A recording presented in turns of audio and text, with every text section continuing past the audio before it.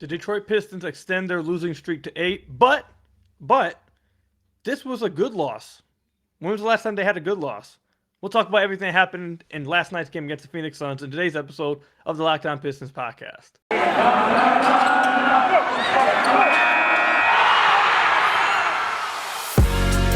You are Locked On Pistons, your daily Detroit Pistons podcast. Part of the Locked On Podcast Network, your team every day.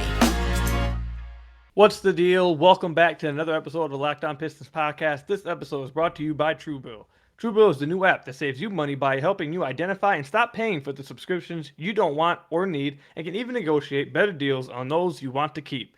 What's the deal? Welcome back to another episode of the Locked On Pistons podcast. I'm your host, Kuka Hill. I want to thank you guys again for making Locked On Pistons your first listen of every single day. And if you want to find the best way to support the podcast, again, like I tell you guys at the beginning of every episode, go over to the YouTube channel, hit the subscribe button. Even if you don't like watching the visual version, you like listening to the podcast, I don't blame you. But if you want to find the best way to support the podcast, go over there, hit the subscribe button. We're just trying to get to 1,000 subscribers by the end of the year. We're 2 subscribers as of this recording away from 700, so we're just over 300 away.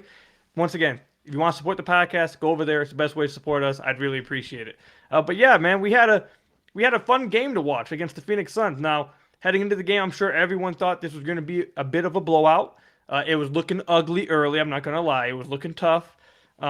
But things started to steady out a little bit, and the Pistons went on a 17-0 run in the third quarter and really made it a game. They had it at a 1-point game in the second half, late second half. So it was a fun game to watch. I had fun watching. I'm sure you guys did as well. Let's talk about some of the good things that happened tonight. Majority starters, the bench outside of Hamidou Diallo played awful. They were really, really bad. But the starters, majority of the starters played really well. They had a really good game. But yeah, let's dive into it a little bit further. So one thing that the main thing about this game that I liked the most was Cade Cunningham. Cade showed something tonight I thought that was absolutely big time. So if you didn't watch the game, and even if you did watch the game, I'm going to go through it with you. But if you didn't watch the game, Cade Cunningham picked up 3 fouls within like the first 6 minutes of the game. Chris Paul was able to do a rip-through foul, which, by the way, I thought they removed those from like being called fouls. I could have sworn that was like removed out of the rule book. I hadn't seen anyone really do it all year, and Chris Paul did it like twice. He did it once on Killian and once on Cade. But either way, Cade had 2 fouls. The Pistons kept him out there for an extra possession, and then Chris Paul, sought him out, did the rip through foul, got 3 on him. You could tell 100% Chris Paul did this on purpose. He's a smart player. He 100% was trying to get Cade out the game. And he did. So Cade had 3 fouls throughout the first 6 minutes of the game, and it looked like it was about to be a really tough game for the Pistons because Killian ended up picking up his second like a minute or 2 later, doing the same thing with Chris Paul over on the right wing. So it looked like it was going to be a tough game. But then Cade, instead of letting this game keep him down, instead of letting the 3 fouls in the first 6 minutes keep him down, he went on to have probably his best quarter of the season in the third quarter, where he scored, I believe, 15 or 17 points. I believe it was 17 points in that third quarter for the Pistons, where they went, no, actually, it was 15 points, where the Pistons went on a 17-0 run. I confused my numbers. But yeah, the Pistons went on a 17-0 run in that third quarter, and it had a large part to do with Cade Cunningham, who absolutely took over the game in the third quarter. That's absolutely big time to see from Cade. He could have let the early foul trouble keep him down. He could, played lackadaisical or played, less aggressive to try to avoid foul calls, even on the offensive end. Avoid offensive fouls and get him out the game. He definitely started to play a little bit tentative on defense, but you can't really blame him. He definitely didn't want to pick up another foul, especially with, Coach Casey trusting him earlier on in the game, and he picked up one when they tried trusting him. He definitely didn't want to pick up another foul defensively. But offensively, like I said, it's big time to see him fight through that kind of adversity against a team like the Phoenix Suns. Again, Phoenix is currently, what is it, 18 games now? 18-game winning streak. This team is arguably the best team in the league right now. And he did that against them, against Chris Paul, against Mikal Bridges, pretty good defenders. He was playing really well in that second half for the Pistons. He ended up struggling a little bit down the stretch in the fourth quarter. He had 3 turnovers in that quarter. But, that's going to come with the process, and we all know that turnovers is part of the area that Cade Cunningham has to improve on. He had 5 tonight again. That's going to be, it's going to be a learning thing for him with the turnovers, especially a high usage player. Most high usage players have high turnover rates. there are some that don't, like Chris Paul. Chris Paul's really good at keeping his turnovers down, but Cade, it's going to be a learning process for him with turnovers. But outside of that, man, I thought Cade had a really good game. I thought it was one of his better games of the season. He shot 8 of 15 from the floor, 3 of 5 from deep. Again, just the resiliency to keep going and to fight through. And the Pistons, not only was he fighting through his own adversity through having 3 fouls early and having to only play, I think he only played like 7 minutes in the first half. From having to fight through that, he ended up also having to fight through the adversity of the fact that the Pistons were down big time in the second half, early third quarter. It was looking like it was about to get out of hand. It was going to get ugly. And Cade spearheaded a 17-0 run by the Pistons, and it's a treat to see. He definitely looked like, and if you're watching it on the Bally Sports Detroit channel, you heard Greg Kelsler and George Blaha. I think that's the most excited we've heard them all season. Like George Blaha, I mean, there's been a lot of people talking about how he's declining a little bit in his commentary, but that third quarter when Cade went crazy, that's probably the best he's commentated a game in a long time. He was getting really excited, but yeah, Cade's really good, man. Cade's really good. There was a few times when he navigated a pick and roll that was just beautiful to see. Snake the pick and roll perfectly with Chris Paul on him. Was able to keep him on his back and get a running hook layup shot going to his right. It was really pretty to see from Cade, man. I thought he had a good game.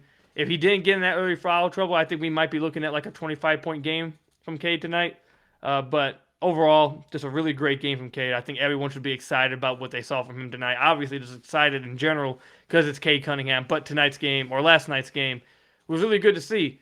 Not only from his perspective, but the fact that he spearheaded a 17-0 run that kept the Pistons as a team in a game against what is likely the best team in the NBA right now on an 18-game win streak. They pushed them to the limits. They ended up losing by 11, but this game was really close. They kept it a one-possession game for a lot of the second half. It was really close. So, I think they can be happy about that. They can be proud about that. This is one of those losses they can be, proud of. Last year they had a lot of these type of losses, which is why they were so much fun to watch. This season, it's been a lot of blowouts. There's been a lot of bad losses, a lot of just, non-competitive losses. And that's why it's been so tough to watch this game. And behind Cade Cunningham and a few other players, which we'll talk about later in the podcast, but behind Cade Cunningham, the Pistons were able to have a competitive game against what is likely the best team in the NBA, push them to the limits, push them to the final wire, and, they can be happy about that. You're probably not going to beat the Phoenix Suns. The Pistons are not going to beat the Suns, but you can fight them to the very end and push them, and that's what they did. So they should be happy about that. And I think Dwayne Casey will come away relatively happy with his team's performance tonight, and I think the majority of the starters should as well. But when we come back, we'll talk about some of the other players that had really good nights as well, and Killian Hayes and Jeremy Grant, and then we'll also talk about some players who are continuing to struggle, along with the entirety of the bench outside of Hamidou Diallo putting up an absolute dumpster fire of a game. But first, we got to talk about some of our sponsors. First up, let me tell you a little bit about TrueBill. Do you know why free trials renew without your consent? It's a business scam out to get you. Don't let greedy corporations pocket your money. Download TrueBill to take control of your subscriptions. TrueBill is the new app that helps you identify and stop paying for subscriptions you don't need, want, or simply forget about. On average, people save up to $720 a year with TrueBill. Because companies make subscriptions hard to cancel, TrueBill makes it incredibly simple. Just link your accounts and TrueBill will cancel your unwanted subscriptions all in one tap. And your TrueBill concierge is there when you need them to cancel unwanted subscriptions so you don't have to.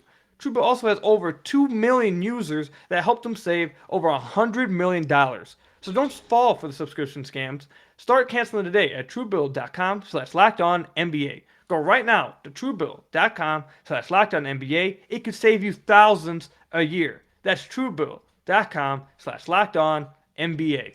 So I want to thank you guys again for making Locked On Pistons your first listen of every single day. We are free and available on all your podcast platforms. And again, if you're not watching this on YouTube already, if you're watching this on YouTube and you're not subscribed, man, what you doing? Go down there and hit that subscribe button. But if you're listening to this on the podcast version, you're wondering what's the best way to support the podcast show, cool. I like listening to you every day, man. You're actually pretty fun to listen to. You know what you're talking about. You want to show me that? You want to show the love for the podcast?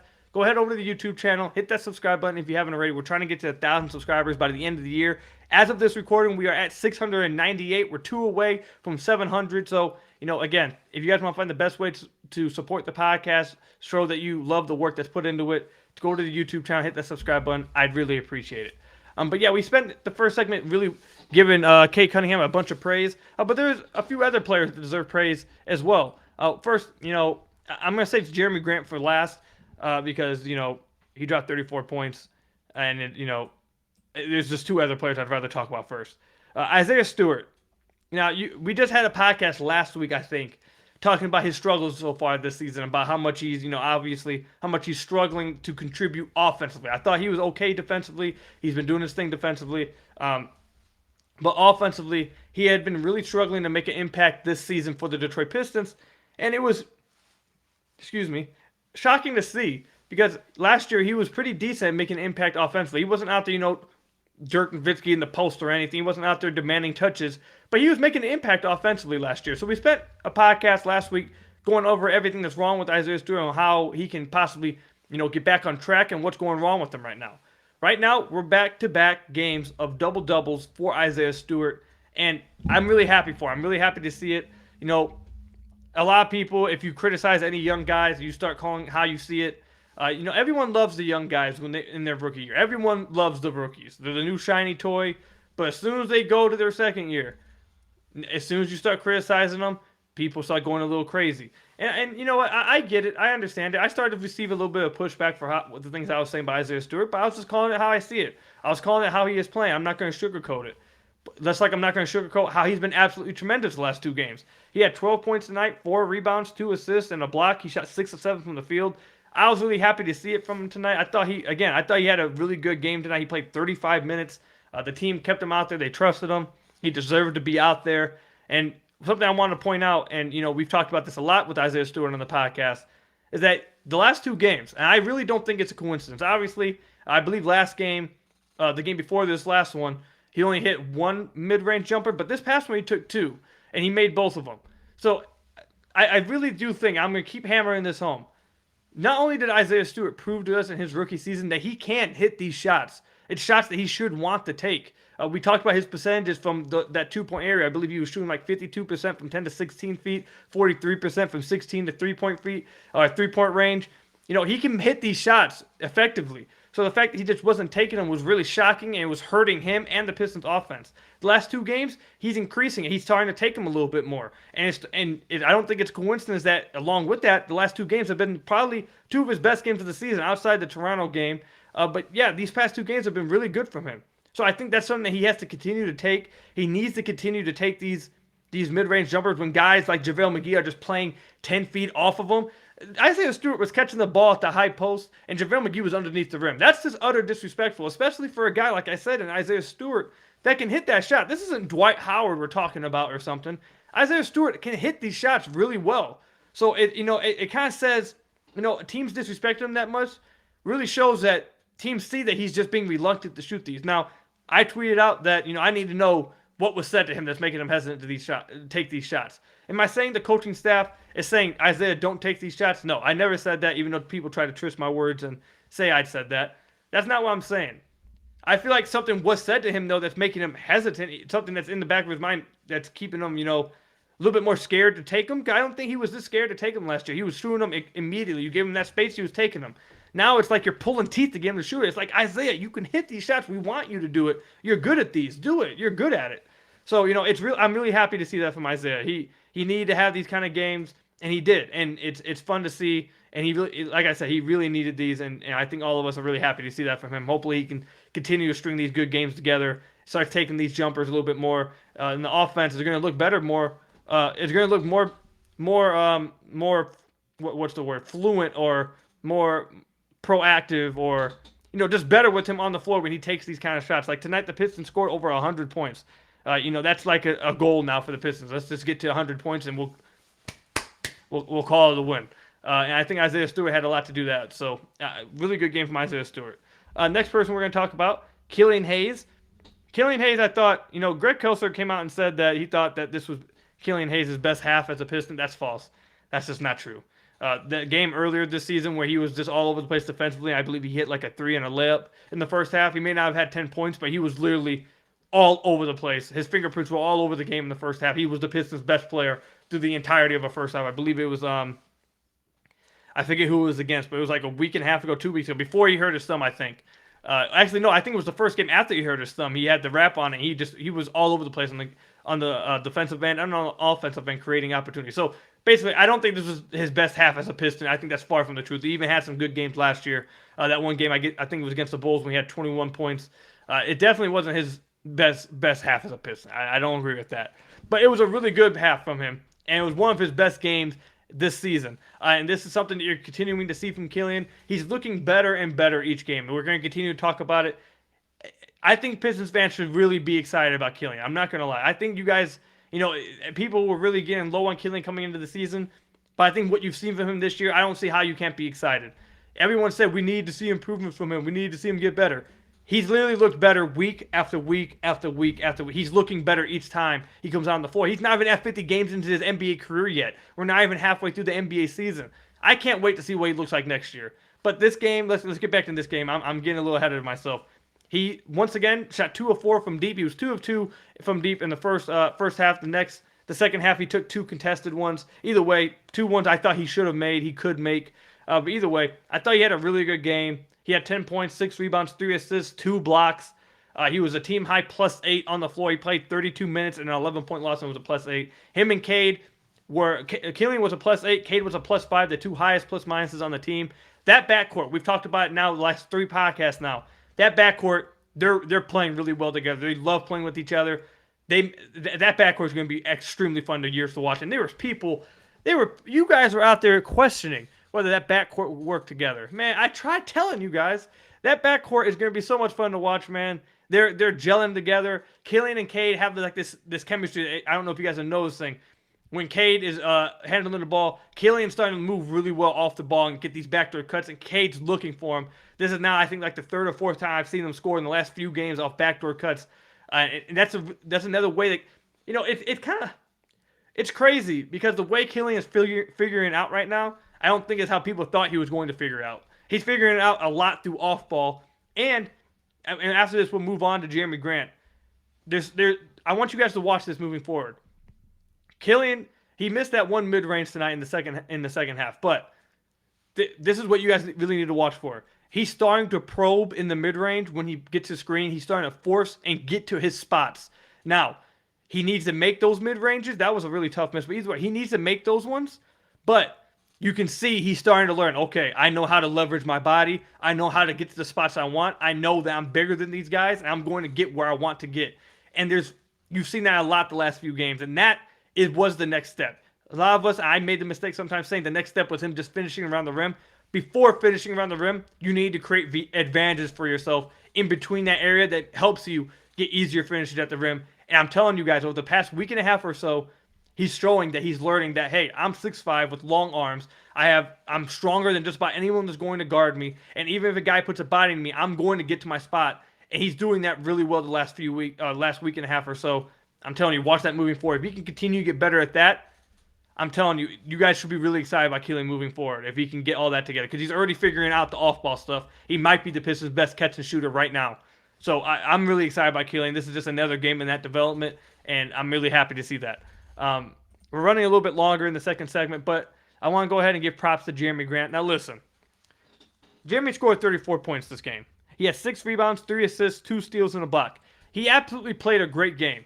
He was attacking mismatches, which, again, people, I just want to explain this one more time to you guys. There's a few people who hit me up and try arguing with me about this. Jeremy is a good player when he plays to his strengths. Tonight, he was not playing well because he was isolating. He was playing off his guards who were creating good shots for him. The team was hunting out mismatches for him, getting him posted up on Cameron Payne and shorter guards, and he was able to get to the free throw line because of it, because help was coming, and he was attacking the basket. That's why he had a great game tonight. He shot 14 free throws, made 12 of them. That's why Jeremy Grant had a great game tonight. So when he's attacking the rim and he's playing within himself, and he's letting the team to make these let me slow down. When he's letting the team create these advantages for him, is what I was trying to say. That's when he's at his best. Not when he's out there trying to isolate and take long twos, which is what I was criticizing him for on Twitter at the end of the game last night. At the end of the game, just because you're efficient throughout the entire night doesn't mean you get to just go back to the bad stuff and we get to just say, forget it. That's not how it works. I'm just confused about why people think that's how it goes. when, he should have kept doing what was working for him. Not go back. He airballed a long two tonight. He took another, or late in the game, he took another dribble pull up long two that was badly missed. And it was just like, why? Why are you doing this? Just because he had a good night before that doesn't mean you just let him do BS after that. Go back to what's working for you. You've shot 14 free throws. The refs are on your side. You're creating mismatches for yourself. Attack the guards. They don't have no one at the rim that's really stopping you. Keep going. Keep going. It was working for the Pistons. It was working for Jeremy. That doesn't mean, I'm feeling myself now. Now let me go ahead and take a bunch of bad shots. That's not how it works. And, that was just my biggest pet peeve. I know people will say, Koo, he had 34 points. Why are you even talking about any of that? Because, man, it's the person we had on the podcast, on the last podcast, Hal Bridges, host of the Busted Headed podcast, said it best. Bad process that results in good results every now and then does not make it good process. Bad process that majority of the time leads to bad results just because it happens to be good once in a while doesn't mean you keep doing it. Jeremy was doing the right thing. He was playing off his team. The team was looking really good because of it. Jeremy looked tremendous doing it.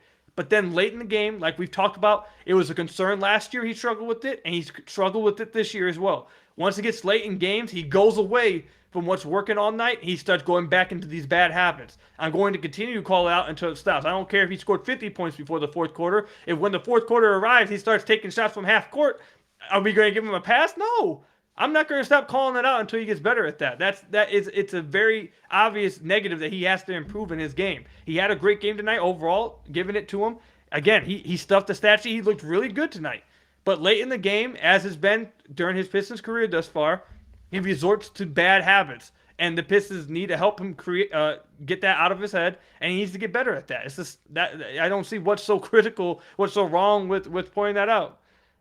But yeah, we ran pretty long in that second segment. When we come back, we'll talk about some of the players on the bench that absolutely let the Pistons down, and one player in the starting lineup who let the Pistons down again. And it's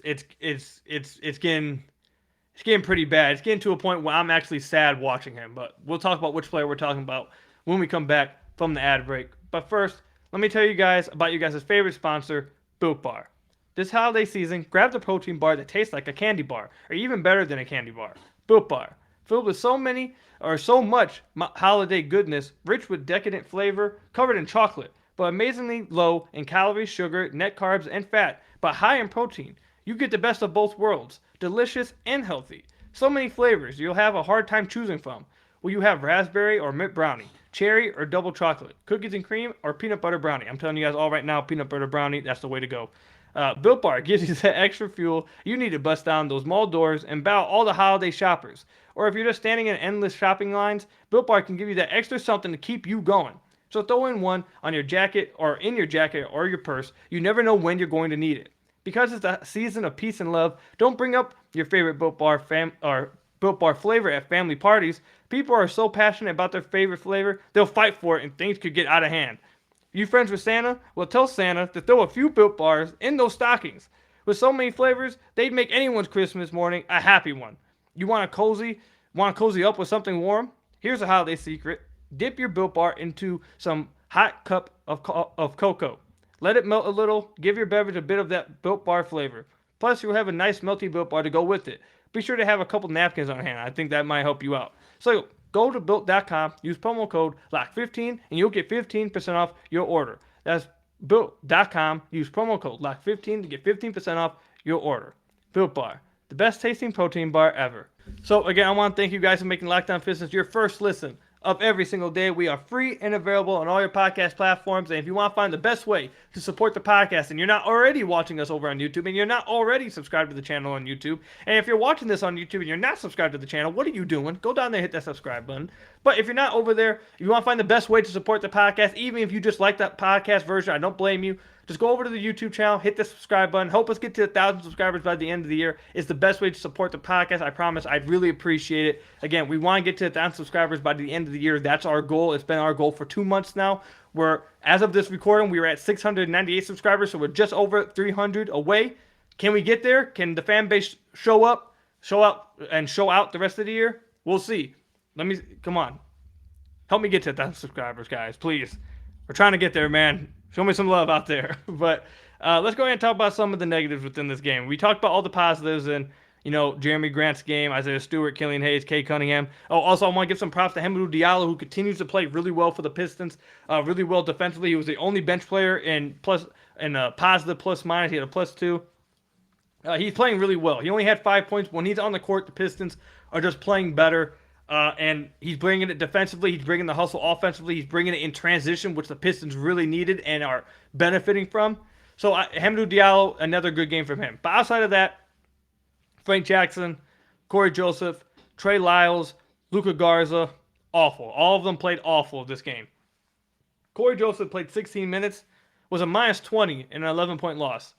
Okay, Killian Hayes was a +8 in his minutes. So basically when Killian came off the floor, they were outscored. I believe if you did the math, it would be -28, right?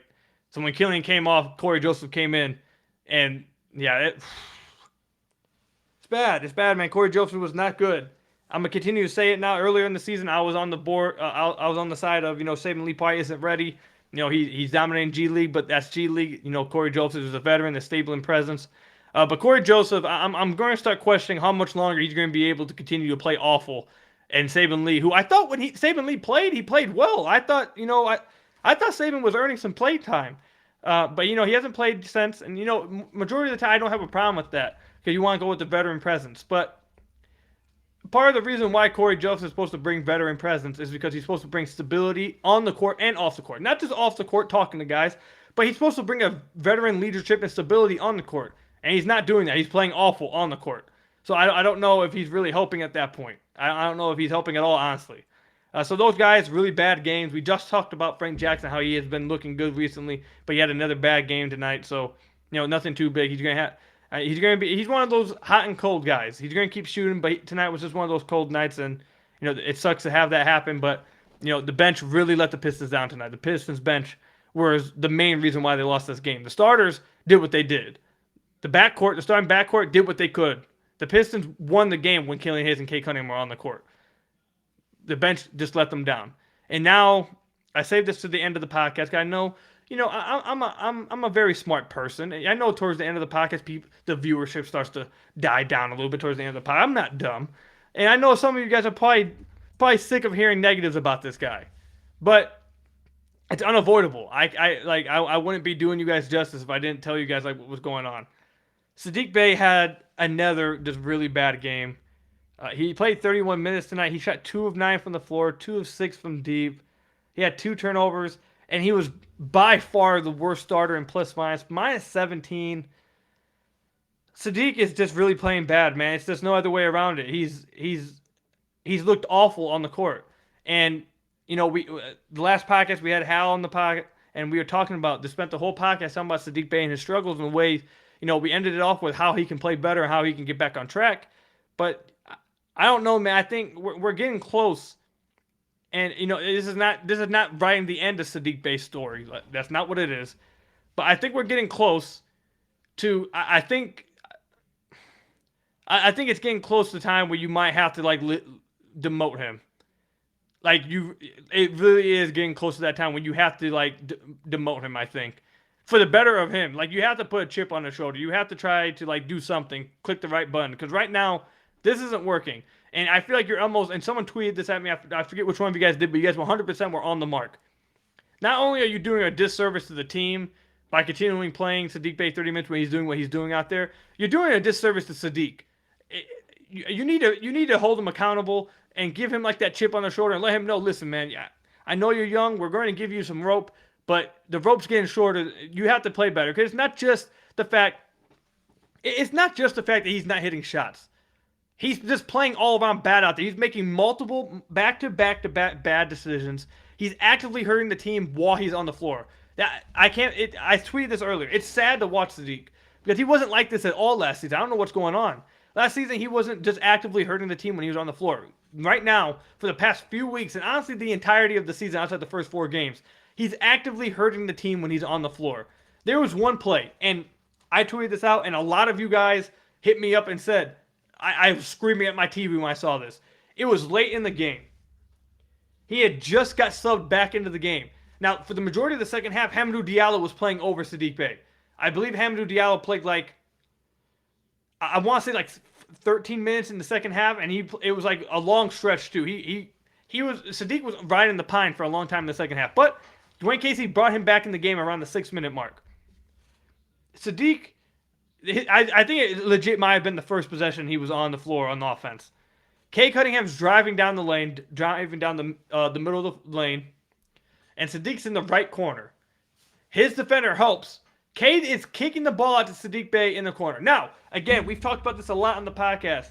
Saddiq is supposed to be his bread and butter from the get-go. If he wants to build stuff off of that, wants to get some side dishes at his Thanksgiving table, go ahead. But the turkey at the center of the table, the big-ass turkey at the middle of the table, is his outside shooting and catch and shooting. That's what they need from him, and that's what he's supposed to build off of. Cade has created a great look for Saddiq. A great look here. Saddiq, and again, this is what I'm saying. It's not just the fact that he's missed his shot. If he would have just shot this and missed, it would have been tough. People would be mad. But, you're getting open shots, you're just missing. You hope that you start to make it, but at least you're going through good process. At least you're doing the right thing. Saddiq doesn't take this open corner three, sidesteps nobody. I don't know who he was pump faking and sidestepping. He sidesteps into a contested long three and misses it. I'm telling you right now, listen, I'm not an NBA coach. Obviously, these coaches, like everyone says, they know much more than all of us. How dare we say anything? But I'll tell you this much, man. If I ever become a high school coach, if I ever become a college coach or have any kind of coaching experience at all, let me see a player do something like that. I swear to God, they sit on the bench. I'd sit them on the bench, especially, maybe not the first time. I take that back. Not the first time or the second time. But after the stretch Saddiq's had over the last few weeks, if he's continually done this. You guys have heard me say this multiple times on the podcast that he's been doing this over and over and over. And then after you have, went with Diallo majority of the game, and Diallo's bringing you something. He's bringing you positive on the court. He's helping the team. He's outplaying Saddiq. And then you bring him in, the first thing he does is pass up a wide open corner three when the Pistons are surging. They're coming back. They're trying to win this game, legit. And you pass up a wide open corner three to sidestep into a fadeaway three over somebody? I'm not kidding. If I was Dwayne Casey, I would have called Hamidou Diallo right back up and got Saddiq in the game. Listen, man, it's tough. Again, it's sad to see Saddiq like this. I'm not kidding. It's literally sad to see him struggling like this. But at a certain point, you're doing a disservice to the team and you're doing a disservice to Saddiq. And I think it's getting close, man. I really do think it's getting close where they might have to start Hamidou Diallo or play Hamidou Diallo a lot more minutes and cut Saddiq's minutes. It's getting close to that. It's not the fact that he's missing shots. It's not the fact that, he's shooting a bad percentage from three. It's the back-to-back bad decision he continually is making and how he is actively, no joke, actively providing negative impact on the floor every time he's on the floor right now. Every time he's on the floor, he's actively hurting the team. You can't accept that. I understand it's a rebuild. You're looking for development from people. You're seeing Isaiah Stewart fight out of his slump. You've seen improvements from Killing throughout the year. Saddiq, I understand it's development season, but when you have stuff like I just described happening in the game multiple times over, you got to do something. I don't know when they're going to do something. They may not do something. I think it's getting close to the point where they actually are going to consider doing something because he really did get benched for a lot of the second half for Hamidou Diallo. I think it's getting close. And, I'd like to see Saddiq come out and shut that down with a good performance, but it's literally been weeks of him doing this. So I don't know if we're going to see that. I don't know, man. It's tough. This was a little bit of a longer podcast, but overall, I thought this was a fun game. I thought we us as fans enjoyed that game. I hope you guys had fun watching it. The Pistons went out there and they fought. I think Dwayne Casey would be happy about how the majority of his starters played. And I thought Killian, Cade, Jeremy, and Isaiah Stewart have a lot to be happy about how they played and how hard they fought.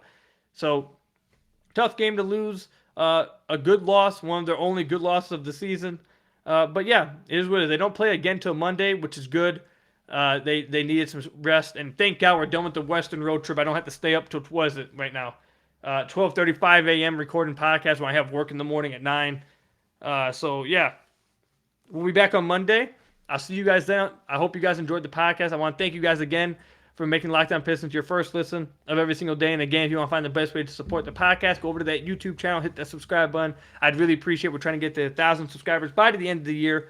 But until Monday, actually first, let me tell you guys that to make Locked On Bets your second listen of every single day, your daily one-stop shop for all your gambling needs, hosted by your boy Q with expert analysis and insight from Lee Sterling. It's free and available on all platforms, so make sure you guys go check that out. But until Monday, I'll see you guys later. Go Pistons. A fun loss against the Phoenix Suns, but hopefully the Pistons can get back in the win column. They don't want to see a losing streak get to 10, I don't think. But anyways, I'll see you guys Monday. Peace out, everybody, and go Pistons.